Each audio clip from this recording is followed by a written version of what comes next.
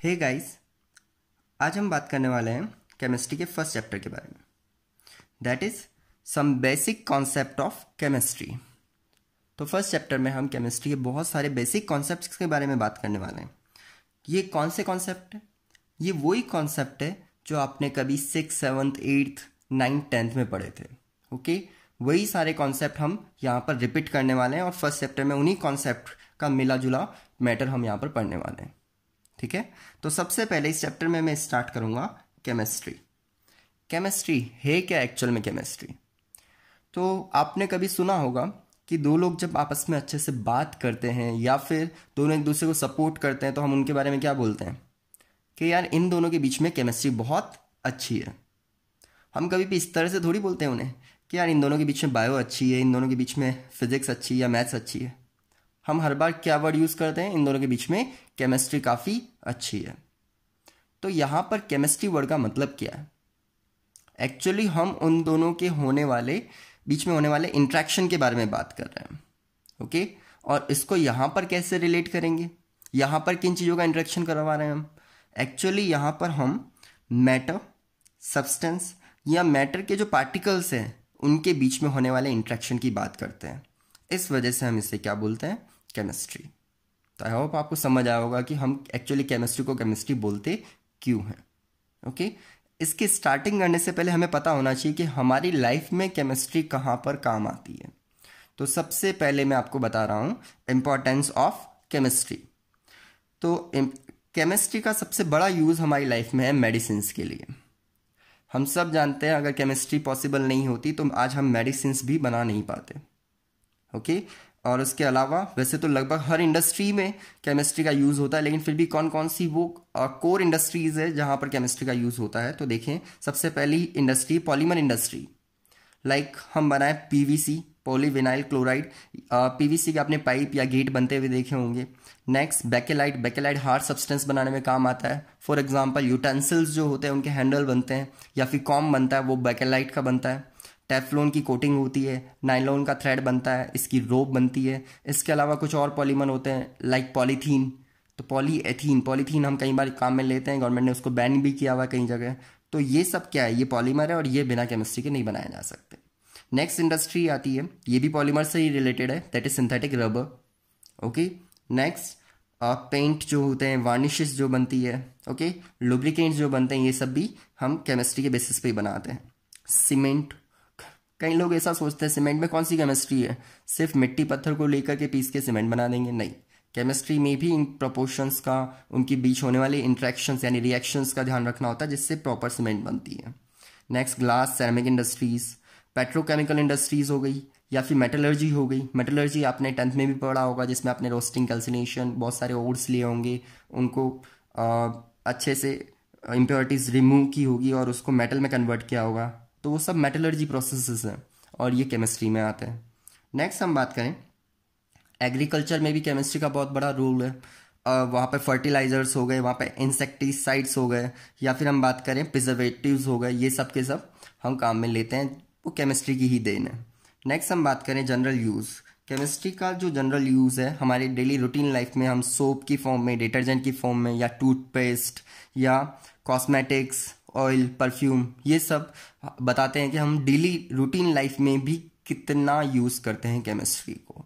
ठीक है, तो ये थे सम इम्पॉर्टेंस ऑफ केमिस्ट्री। अब हम बात करते हैं केमिस्ट्री की स्टार्टिंग एक्चुअली कहाँ से होती है? हमेशा मैटर से। मैटर वैसे आपको अच्छे से पता होगा, फिर भी मैं बता देता हूं। Anything which have mass and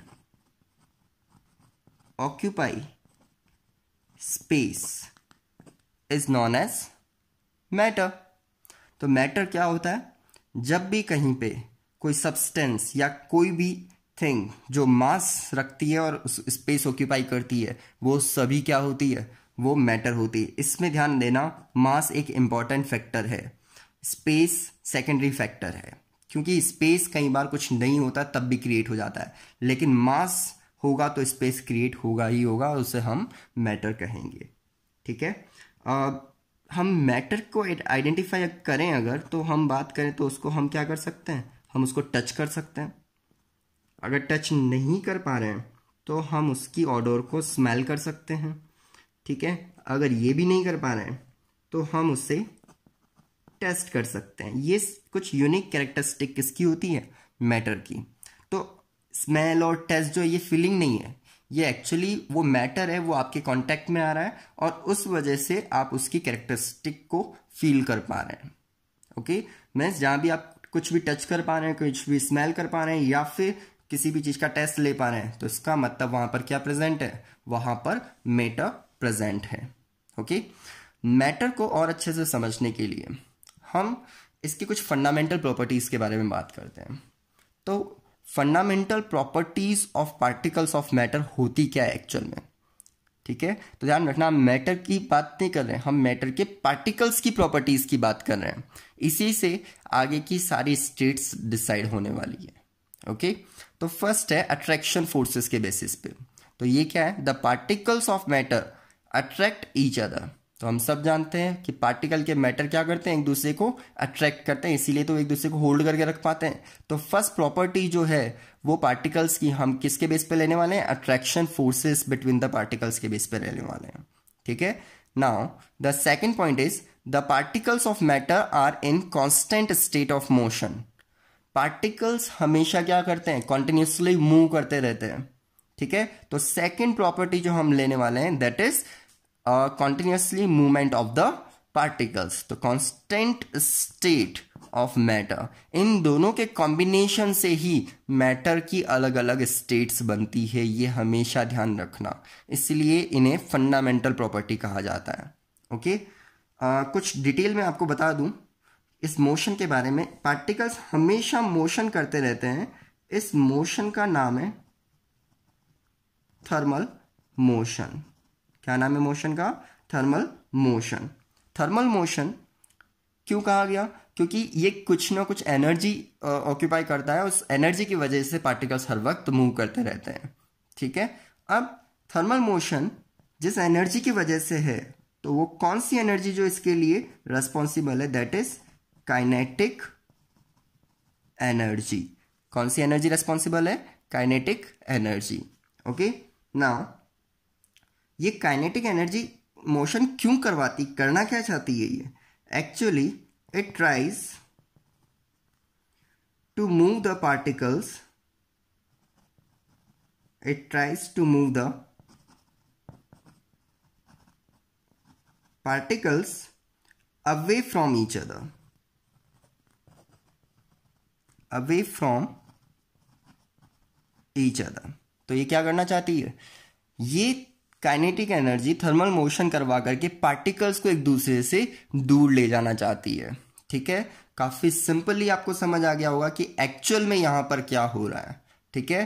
तो आई एम रिपीटिंग, मैटर का नेक्स्ट पार्ट टोटली किस पे डिपेंड करता है, फर्स्ट अट्रैक्शन फोर्स पर और सेकेंड पार्टिकल्स की थर्मल मोशन पर, ठीक है। अगर इन दोनों के कॉम्बिनेशन से ही हम डिसाइड करेंगे कि कौन सी स्टेट होने वाली है। ओके, तो मैटर जब भी पढ़ते हैं तो हम स्टेट ऑफ मैटर की बात करते हैं। तो state of matter, general state of matter अगर मैं पूछूं तो आप सब बोल देंगे फटाफट, सॉलिड, लिक्विड एंड गैस। कई बार आपने पढ़ी होगी, कई बार इनको डिफ्रेंशिएट भी किया होगा, ठीक है, और आपको अच्छे से आती भी होगी। लेकिन ये सॉलिड, लिक्विड और गैस मैं आज आपको एक नए तरीके से पढ़ाऊंगा। इस मेथड को आपने कभी भी, मैं गारंटी दे रहा हूं, इस मेथड को आपने कभी भी कहीं भी नहीं पढ़ा होगा। ओके, तो हम कोशिश करते हैं इसको आगे पढ़ने की, आप अच्छे से समझना और अपना फोकस पूरी तरह से लेक्चर पे ही रखना, ठीक है। तो हमने लास्ट बात कहां पर छोड़ी है, दैट इज थर्मल मोशन। तो थर्मल मोशन एक्चुअली 3 टाइप्स में कैटेगराइज किया जाता है, ध्यान देना इस पे। जो थर्मल मोशन होता है, there are 3 types of thermal motion. Thermal motion हमेशा कितने टाइप के होते हैं, there are 3 types of thermal motion. First जो मोशन मैं यहां पर ले रहा हूं, first motion which I am considering, that is vibration, that is vibrational motion।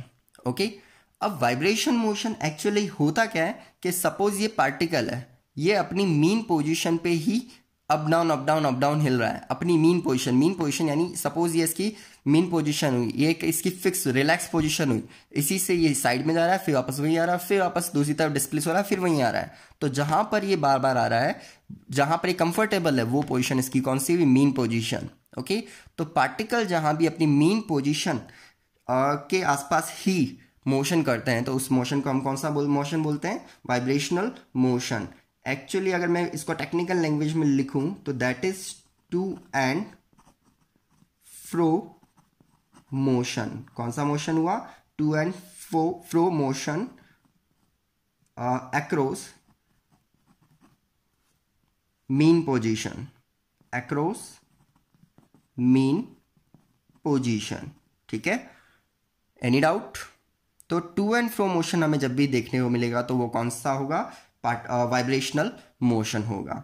इससे आगे बात करें, जब भी वाइब्रेशन मोशन होता है तो क्या पार्टिकल्स अपनी जगह छोड़ते हैं? ऑब्वियस सी बात है, नहीं। वो अपनी ही जगह पर ये मोशन करते हैं, अपने प्लेस को नहीं छोड़ते। इसका मतलब कि वहाँ का पर जो पार्टिकल्स है उनका जो वॉल्यूम है वहाँ पर कोई चेंज नहीं होगा। नो चेंज इन वॉल्यूम, वहाँ पर वॉल्यूम चेंज हो ही नहीं सकता। और पार्टिकल्स अपनी पोजीशन नहीं छोड़ रहे हैं, इसका मतलब वहाँ पर शेप भी चेंज नहीं होगा। तो नो चेंज इन शेप। तो ऐसी कौन सी स्टेट है जिसमें वॉल्यूम और शेप चेंज ना हो? Yes, it is solid state. इसका मतलब वाइब्रेशनल मोशन शो करने वाले पार्टिकल कौन सी स्टेट में होते हैं? These are in the solid state. अब एक्चुअल में यहां सॉलिड स्टेट में हो क्या रहा है? तो हमने दो चीजों की बात की थी, मैं फिर से बता रहा हूं, अट्रैक्शन फोर्स और थर्मल मोशन। तो मोशन तो यहां पर हो रहा है पार्टिकल्स का, लेकिन जो अट्रैक्शन फोर्स है वो उस थर्मल मोशन पे ओवरकम कर जाता है।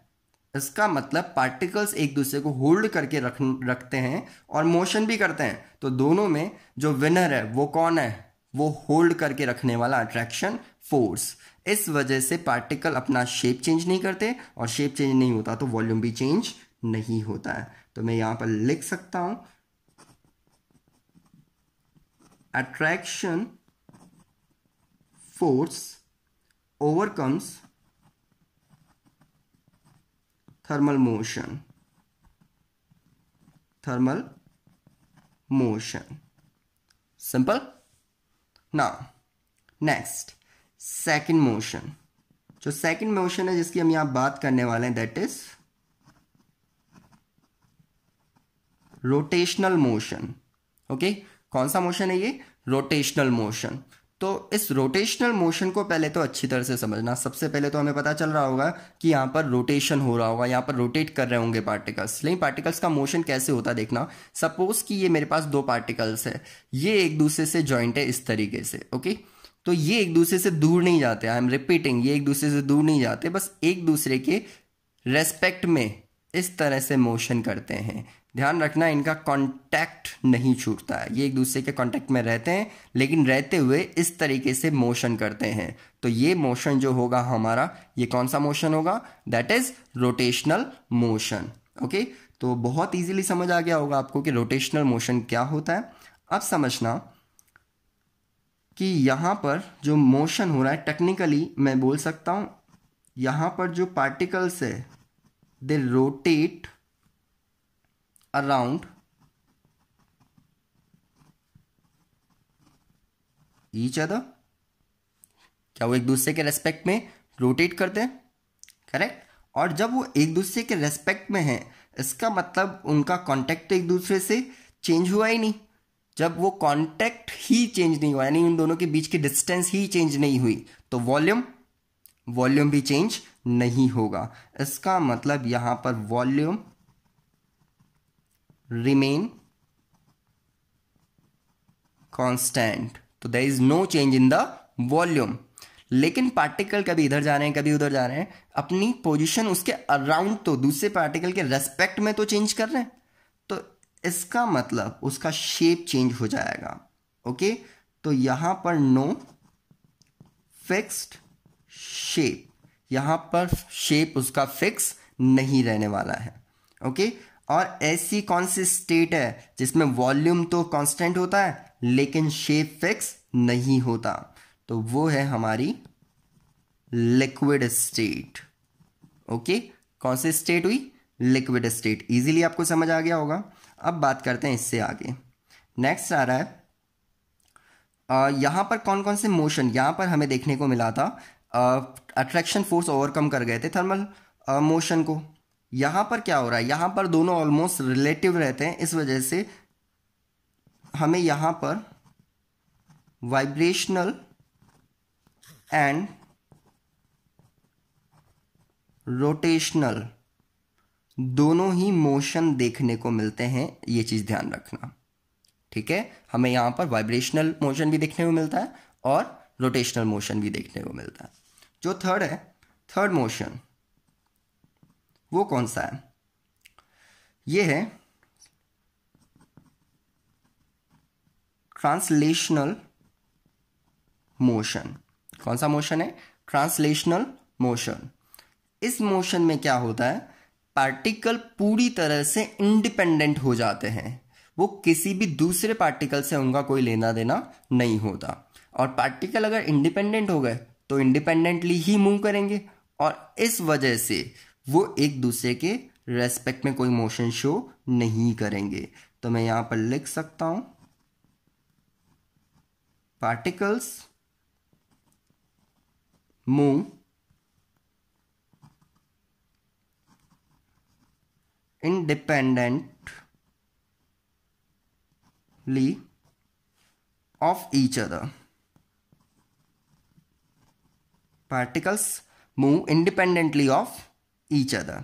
और अगर वो इंडिपेंडेंट यानी रैंडम मोशन करने लग गए जिसका किसी से कोई लेना देना नहीं है, तो ऑब्वियस सी बात है कि वो एक दूसरे के रेस्पेक्ट में अपनी फिक्स पोजीशन पे नहीं रहेंगे। और अगर वो अपनी पोजीशन पे फिक्स नहीं होंगे तो उनका वॉल्यूम फिक्स नहीं होगा। वॉल्यूम फिक्स नहीं होगा तो शेप भी फिक्स नहीं होगा। तो यहां पर अगर मैं बात करूं तो shape and volume are not fixed. Okay, shape and volume are not fixed. तो ऐसी कौन सी स्टेट है जिसमें शेप और वॉल्यूम दोनों ही फिक्स नहीं होते? That is gaseous state. Correct, that is gaseous state. और यहां पर कौन से फोर्सेस, कौन सा मोशन या अट्रैक्शन फोर्स यहां पर ओवरकम कर रहा है? तो यहां पर कंप्लीटली हम बात करें, ओवरकम्स हो रहा है फ्रॉम अट्रैक्शन फोर्स। तो यहां पर ओवरकम कौन कर रहा है? अट्रैक्शन फोर्स से थर्मल मोशन पूरी तरह से ओवरकम कर रहा है। तो यहां पर जो विनर है वो है थर्मल मोशन, और अट्रैक्शन फोर्स का यहां पर कोई खासा रोल नहीं होता। इसलिए पार्टिकल्स रैंडम मोशन शो करते हैं और वो कौन सी स्टेट में चले जाते हैं? गैसियस स्टेट में चले जाते हैं। तो इस तरह से हम पार्टिकल्स को उन दो फंडामेंटल प्रॉपर्टीज के बेसिस पे डिवाइड कर सकते हैं, सॉलिड, लिक्विड एंड गैस में। काफी इजीली आपको समझ आ गया होगा। अब इससे आगे चलते हैं। नेक्स्ट, अगर हम मैटर की बात कर रहे हैं तो जो मैटर है उसका नेचर क्या होता है? तो अब बात करें नेचर ऑफ मैटर। तो देखें तो सबसे पहले ध्यान रखना, जो सिमिलरिटी शो करते हैं हम उसके बेसिस पे इसको दो पार्ट में कैरेक्टराइज कर रहे हैं। That is solid and liquid. Solid और लिक्विड इन दोनों में एक कॉमन चीज होती है, बताता हूं क्या। उसके बेसिस पे इन दोनों को साथ में कंडेंस्ड स्टेट बोला जाता है। तो जब भी आपसे पूछा जाए कि भाई कंडेंस स्टेट कौन सी है, तो वो सॉलिड एंड लिक्विड होगी।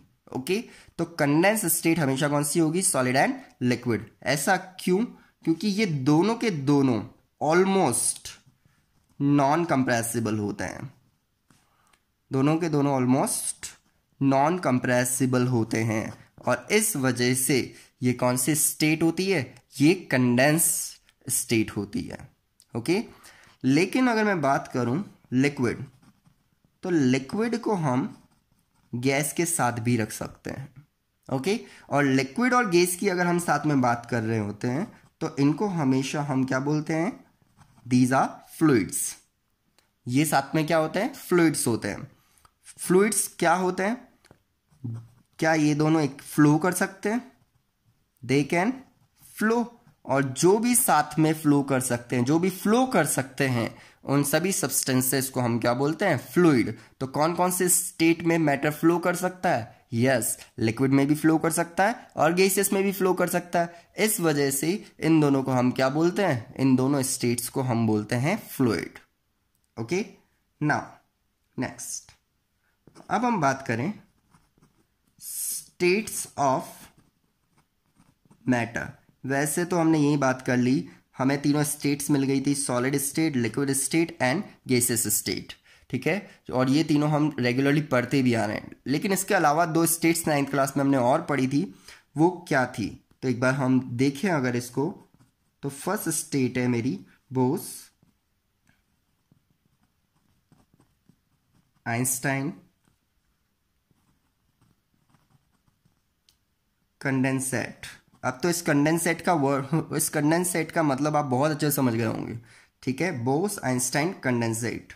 इसके बाद जो मेरी स्टेट आती है दैट इज सॉलिड स्टेट, तो सॉलिड्स यहां पर आएंगी, देन लिक्विड्स, देन गैसेस, और लास्ट आती है प्लाज्मास। ओके, तो इन सभी को अगर हम ध्यान से देखें तो यहां पर एक्चुअली हो क्या रहा है, यहां पर काफी हाई टेम्परेचर है और यहां पर काफी लोअर टेम्परेचर है। ओके, तो ये टेम्परेचर डिफरेंस की वजह से ही यहां पर स्टेट्स क्या हो रही है, यहां पर स्टेट चेंज हो रही है। जो बहुत ही ज्यादा लो टेम्परेचर है, जो जब बहुत कूलनेस होगी तो बोस आइंस्टाइन बन जाएगा, थोड़ा कूलनेस कम होगी तो सॉलिड, नॉर्मल टेम्परेचर आएगा लिक्विड, टेम्परेचर इंक्रीज करेंगे गैसेस, और बहुत इंक्रीज करेंगे तो प्लाज्मा। प्लाज्मा बहुत ही हाई टेम्परेचर एरिया होता है जहां पर सिर्फ और सिर्फ लो डेंसिटी की आयोनाइज्ड गैसेस ही मिलती है। ध्यान रखना, प्लाज्मा में लो डेंसिटी की आयोनाइज्ड गैसेस ही हमें मिलती है, ठीक है। तो ये सारी चीजें हमने किसके बारे में बात की, ये सब था हमारा स्टेट ऑफ मैटर। अब बात करें कि जो मैटर है, एक्चुअली इस मैटर को आप किस तरीके से क्लासिफाई कर सकते हैं, तो मैं देखूं तो मैं इसे 2 पार्ट में क्लासिफाई कर सकता हूं। जो मेरा फर्स्ट पार्ट है that is physical classification, physical classification, और जो सेकंड पार्ट है that is chemical classification. Okay, physical classification में क्या होता है, एक्चुअली देखा जाए तो फिजिकल क्लासिफिकेशन जो होता है वो होता है सॉलिड, लिक्विड और गैस, ठीक है। और केमिकल क्लासिफिकेशन भी आप डिटेल में पढ़ चुके हैं, 9th क्लास में ही आपने पढ़ा था, तो वो मैं आपको नेक्स्ट बताने जा रहा हूं, ठीक है। तो बात करते हैं आप केमिकल क्लासिफिकेशन की। तो नेक्स्ट है केमिकल क्लासिफिकेशन। तो फिजिकल में solid, liquid and gas 3 part में कैटेगराइज किया था। अब हम बात करते हैं केमिकल क्लासिफिकेशन। केमिकल क्लासिफिकेशन में हम सब्सटेंसेस को या मैटर को 2 पार्ट में कैटेगराइज करते हैं। ओके, जो फर्स्ट पार्ट है दैट इज प्योर सब्सटेंस, ये भी पढ़ा होगा आपने, and the other part is mixture. Okay, जो प्योर सब्सटेंस होता है, एक्चुअली इसका अगर मैं कैरेक्टरिस्टिक लिखूं तो जो फर्स्ट कैरेक्टरिस्टिक होती है इसमें हमेशा फिक्स्ड कंपोजिशन होगा। ओके, और सेकंड कैरेक्टरिस्टिक हम बात करें, it can not be separated, it can not be separated bye physical method, it cannot be separated by physical method। Okay, detail में अभी बात करते हैं। मिक्सचर को इसके लिए जस्ट ऑपोजिट कर दूं तो फर्स्ट पॉइंट क्या था, फिजिकल जो इसकी फिक्स कंपोजिशन होती है, और इसमें सेकंड क्या हो जाएगा, इसकी कंपोजिशन फिक्स नहीं होती miss, variable composition. Okay, now the second thing is exactly opposite. ये कैन नॉट था तो इसको कैन कर लो, can be separated by physical method. Okay, can be separated by physical method. तो यहां पर कंपोजिशन फिक्स है, यहां पर वेरिएबल है, यहां पर इसको सेपरेट नहीं किया जा सकता फिजिकल मेथड से, यहां पर किया जा सकता है। इसको समझते हैं किस तरह से हम बात कर रहे हैं। सपोज कि यहां पर मैंने एक एग्जांपल ले लिया CO2 का। ओके, CO2 के केस में क्या होगा, कार्बन एंड ऑक्सीजन से मिलकर बना है, ये एक कार्बन और दो ऑक्सीजन के एटम्स कंबाइन हुए तो CO2 बना। ठीक है, क्या यहां पर कार्बन और ऑक्सीजन का मास रेशो फिक्स है? क्या रेशो आ रहा है, 12:32। तो मैं इसको सिंप्लीफाई करूं तो क्या होगा, 3:8। तो यहां पर CO2 में कितनी भी बार ले लूं उसमें कार्बन ऑक्सीजन का मास रेशो क्या रहने वाला है, फिक्स रहने वाला है। कितना, 3:8। तो फर्स्ट कंडीशन तो समझ आ गई आपको। सेकेंड थिंग, मैं CO2 में से कार्बन और ऑक्सीजन को फिजिकली यानी हीट करके सेपरेट नहीं कर सकता। ठीक है, सिमिलरली मैं यहां पर H2O ले लूं, तो यहां पर H2O मैंने एक कंटेनर लिया, उसमें H2O फिल किया, अब मैंने बहुत सारी H2O डाल दी। मैं कितना भी उसको H2O से फिल कर दूं, वहां पर मासेस का रेशियो क्या रहने वाला है, 2:16, या सिंपली बात करूं तो 1:8। मीन्स कंपोजिशन फिक्स रहने वाली है, और उसमें भी हाइड्रोजन ऑक्सीजन को मैं बिल्कुल भी फिजिकल मेथड से सेपरेट नहीं कर सकता। लेकिन मिक्सचर में अगर सपोज मैं बात करूं कि मैं एक्वस सॉल्यूशन ले रहा हूं सोडियम क्लोराइड का, ब्राइन सॉल्यूशन नाम सुना ही होगा आप लोगों ने, तो एक्वस सॉल्यूशन किसका लिया, सोडियम क्लोराइड का। इन दैट केस मैंने सोडियम यानी सॉल्ट लिया और वाटर में ऐड करता गया, तो मैं किसी भी कंपोजिशन पे उसमें वाटर ऐड कर सकता हूं, किसी भी कंपोजिशन में उसमें सॉल्ट ऐड कर सकता हूं। मैं सॉल्ट की वाटर में कॉन्सेंट्रेशन यहां पर कितनी भी हो सकती है, वो कोई भी फिक्स कंपोजिशन नहीं होगी, वो मैं चेंज कर सकता हूं। एंड सेकेंड थिंग, मैं सिंपली हीट करूं तो वाटर इवोपरेट्स हो जाएगा, मेरे पास क्या बचेगा, सॉल्ट। मैं मिक्सचर के दोनों कंपोनेंट्स को इजीली फिजिकल मेथड से क्या कर सकता हूं, सेपरेट कर सकता हूं। इस वजह से इसे कहा गया है मिक्सचर, और ये हुए मेरे पास प्योर सब्सटेंसेस। आई होप कि आपको डिफरेंस अच्छे से समझ आ गया होगा कि प्योर सब्सटेंस क्या होते हैं और मिक्सचर क्या होते हैं। अगेन, प्योर सब्सटेंस को हम 2 पार्ट में कैटेगराइज करते हैं। जो फर्स्ट पार्ट है दैट इज एलिमेंट, जो आपने पहले भी पढ़ा होगा। एलिमेंट क्या होते हैं बताओ जल्दी, consist of only one type of atoms, एक ही टाइप के एटम से जो बनता है that is element. For example मैं यहां ले लूं H2, O2, O3, Na, ये सब क्या है, ये एलिमेंट है। सिमिलरली सेकंड मेरे पास क्या आता है दैट इज कंपाउंड। कंपाउंड क्या होते हैं, consist of 2 or more than 2 or more than 2 different types of atoms, different types of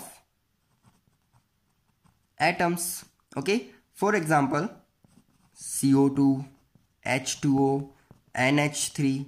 आप देखो इसमें कार्बन ऑक्सीजन 2 तरह के एटम हो गए, यहाँ पे H2O में भी 2 तरह के एटम हो गए, यहाँ भी अलग अलग एटम हो गए, लेकिन यहाँ पर एटम सेम है। तो ये है डिफरेंस एलिमेंट और कंपाउंड में। Okay, now we are talking about mixture. Mixture को भी हम 2 पार्ट में कैटेगराइज कर सकते हैं। ओके, कौन कौन से, first is homogeneous mixture, correct, first is homogeneous mixture and other one is heterogeneous, other is heterogeneous। Actually दोनों में डिफरेंस क्या है, कोई बताएगा कि होमोजीनियस मिक्सचर क्या होता है और हेट्रोजीनियस क्या होता है? हाँ, जिसमें आप वैसे 9th में पढ़ चुके हैं, मुझे बता देंगे, लेकिन मैं फिर भी यहाँ पर एक वर्ड आपको बताना चाहूँगा, आपको ये वर्ड पता होना चाहिए, that is phase. Phase word हम काफ़ी काम में लेने वाले हैं केमिस्ट्री में। फेज का मतलब, कई बार आपने फेज वर्ड सुना होगा, लोग बोलते हैं यार मेरा तो बहुत बुरा फेज चल रहा है, या मेरा फेज बहुत अच्छा चल रहा है, या ये बहुत पेनफुल फेज है यार, तो इस तरह से बात करते हुए देखा होगा। तो वो हमेशा एक फेज की बात कर रहे होते हैं वहाँ पर। फेज का मतलब क्या? फेज का मतलब वो वहाँ पर एक यूनिफॉर्मिटी की बात कर रहे होते हैं। किसकी बात कर रहे होते हैं? यूनिफॉर्मिटी की। मीन्स बुरा टाइम चल रहा है तो बुरा ही बुरा चले जा रहा है, बार बार बुरा ही चल रहा है, एक यूनिफॉर्मिटी है उसमें, इसलिए उसको फेज कहा गया। अच्छा चल रहा है तो सिर्फ अच्छा ही अच्छा, अच्छा ही अच्छा होता जा रहा है, दैट इज ऑल्सो यूनिफॉर्म। तो जहां भी यूनिफॉर्मिटी की बात करते हैं तो हम वहां किसकी बात करते हैं? फेज की बात करते हैं। ये हमेशा ध्यान रखना, ठीक है। तो अगर मैं बात करूं यहां पर कि आपको अगर एक जैसा ही फेज देखने को मिलता है तो that is homogeneous mixture.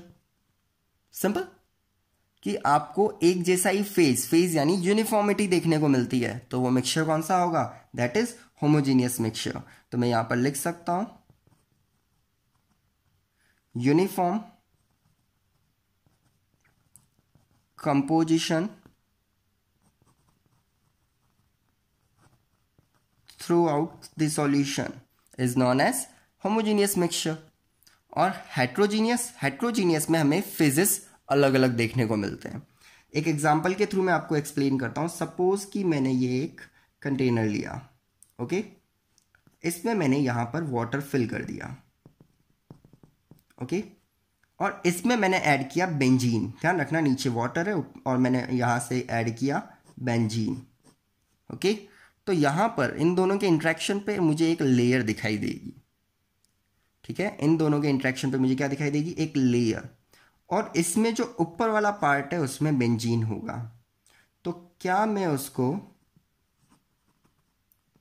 Organic phase बोल सकता हूं? ऑर्गेनिक फेज, साथ ही में इसका दूसरा नाम अगर रखूं तो that is non polar phase, okay. जबकि जो नीचे है, क्या ये मेरा एक्वस फेज है? और इसका मतलब ये एक पोलर फेज है। तो क्या इसमें आपको यूनिफॉर्मिटी दिखाई दी?